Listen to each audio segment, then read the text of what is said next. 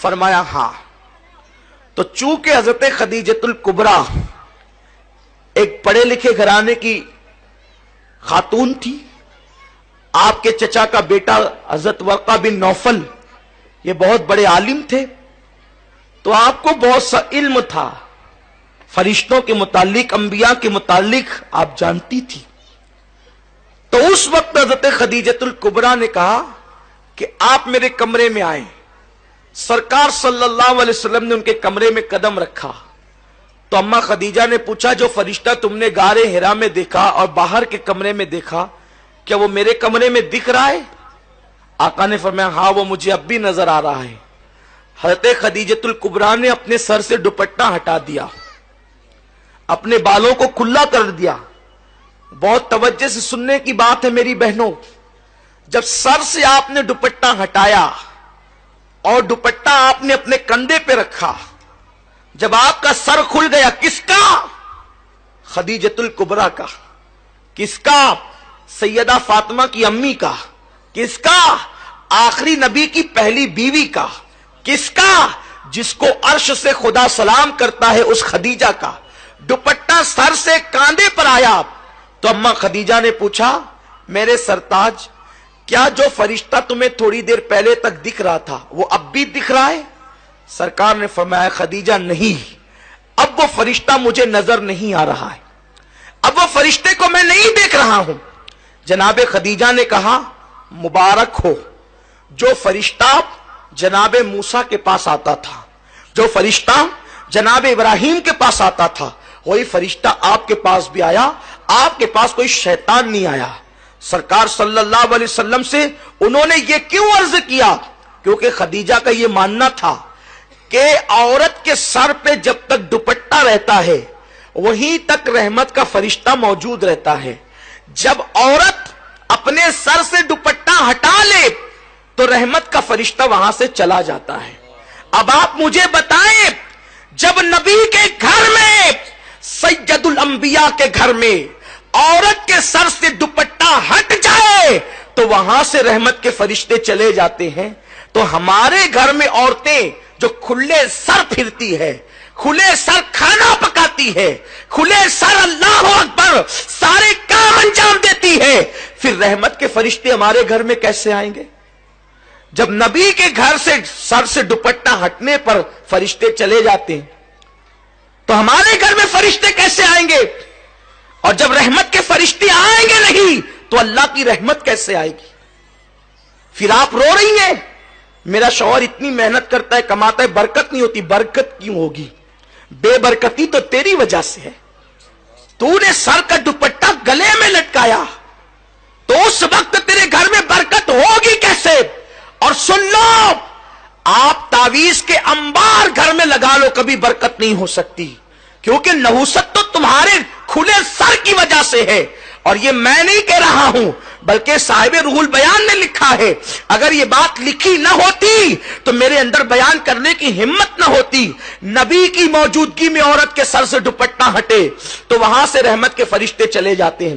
تمہیں پتا ہے اے خاتون جنت کی کنیزوں، جس وقت ابراہیم علیہ السلام کو آگ میں ڈالا جا رہا تھا، ابراہیم علیہ السلام کو آگ میں ڈالا جا رہا تھا، تو آگ میں ڈالنے کا طریقہ کیا تھا؟ انہوں نے منجنیق بنائی تھی.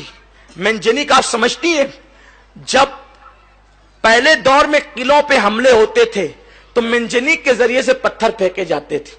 انہوں نے منجنیق بنائی تھی. منجنیق وہ تھی کہ آگے پائپ رہتا تھا اور ایک رسہ رہتا تھا، رسہ کھینچ کر کے چھوڑتے تھے تو وہ جا کے پائپ کو لگتا تھا، اور پائپ کے اوپر جو پتھر ہوتا تھا وہ جا کر کے قلعوں کو لگتا تھا. تو سب سے پہلے منجنیق بنی ابراہیم علیہ السلام کے لیے، کیونکہ انہوں نے اتنی بڑی آگ کا علاوہ تیار کیا کہ وہ آگ کے قریب کوئی جا نہیں سکتا تھا. تو ابراہیم علیہ السلام کو ڈالے کیسے؟ تو انہوں نے منجنیق بنائی. تو منجنیق بنا کر کے وہ کئی دنوں سے پریکٹس کر رہے تھے. اس طرح رسہ کھینچیں گے، چھوٹے گا تو ابراہیم کی پیٹھ کو جا کے لگے گا، پھر ابراہیم جو ہے وہ آگ میں چلا جائے گا. لیکن جس وقت ابراہیم علیہ السلام کا کرتا اتار کر ان لوگوں نے منجنیق پر ابراہیم علیہ السلام کو بٹھایا اور رسہ کھینچا تو اب رسہ ان سے کھینچاتا نہیں تھا. کیوں نہیں کھینچاتا تھا؟ اس لیے کہ فرشتے رو کر کہتے اللہ تیرا ابراہیم تیرا نام لیوا، اب وہ آگ میں ڈال دیا جائے گا، ہم اس کی مدد کے لیے جانا چاہتے ہیں۔ تو فرشتے مدد کے لیے آ گئے، ادھر سے نمرود والے رسا کھینچتے، ادھر سے فرشتے رسا کھینچتے، تو فرشتوں کی طاقت کے سامنے نمرودی ناکام رہے، تو وہ رسا کھینچ نہیں پا رہے تھے۔ اب وہ حیران ہو گئے، کئی دنوں سے ہم پریکٹس کر رہے ہیں، کئی دنوں سے مشق کر رہے ہیں رسا کھینچنے کی، ابھی تھوڑی دیر پہلے تک کہ رسا کھینچ رہا تھا آسانی سے، اب نہیں کھینچتا۔ اس وقت ایک بڈھا سر پہ کمبل ڈال کر آیا اور اس بڈھے نے کہا کہ رسا کیوں نہیں کھینچتا؟ ان لوگوں نے کہا اے بزرگ پتہ نہیں کیوں نہیں کھینچتا۔ تو اس وقت اس بڈھے نے کہا ایک کام کرو، 10-12 عورتوں کو بلا کر کے لاؤ۔ 10-12 عورتیں بلا کر لائی گئی۔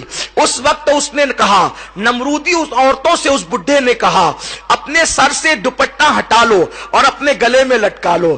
تو ان لوگوں نے دوپٹہ جیسے ہی ہٹایا وہ رسا کھینچ گیا۔ وہ رسا کیوں کھینچا؟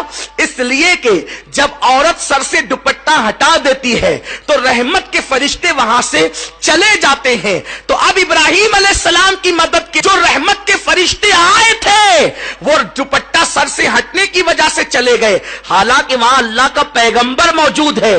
پیغمبر کی موجودگی کے باوجود اگر عورتیں سر سے دوپٹہ ہٹا دیں تو رحمت کے فرشتے وہاں سے چلے جاتے ہیں۔ تو کیا تمہارے گھر میں کوئی پیغمبر ہے؟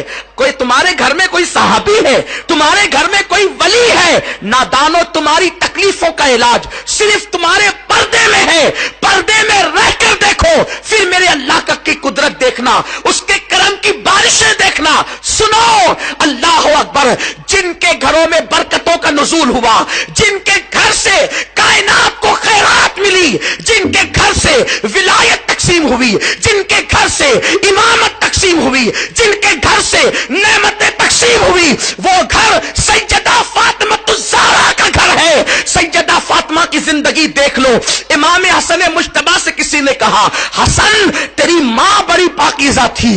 امام حسن نے کہا تو نے سچ کہا، جس دن میری ماں کا وصال ہوا میں 6-7 سال کا بچہ تھا، اس کے باوجود بھی میں نے اپنی ماں کے سر کے بالوں کو کبھی نہیں دیکھا۔ جو مائیں اپنے ننھے بچوں سے بھی اپنے سر کے بالوں کو چھپاتی تھی ان گھروں سے خیرات تقسیم ہوتی تھی، اور جو مائیں اجنبی مردوں کو بھی سر دکھاتی ہے پھر اس گھر سے خیرات نہیں بٹتی، اس گھر میں خیرات مانگی جاتی ہے۔ کما کر بھی پریشان ہو، سروں پہ دوپٹے نہیں۔ عورتیں گھر میں رہتی ہے تو یوں سمجھتی ہے کہ اب کون آنے والا، اور سگا بھائی تو ہے، دیور تو ہے، بیٹا تو ہے۔ سوچو کیا دیور سے پردہ فرض نہیں؟ کیا بہنوئی سے پردہ فرض نہیں؟ اور مائیں کتنی مقدس تھی جو بیٹے سے بھی سر کے بالوں کو چھپاتی تھی۔ کتنا مشہور سا وہ واقعہ ہے۔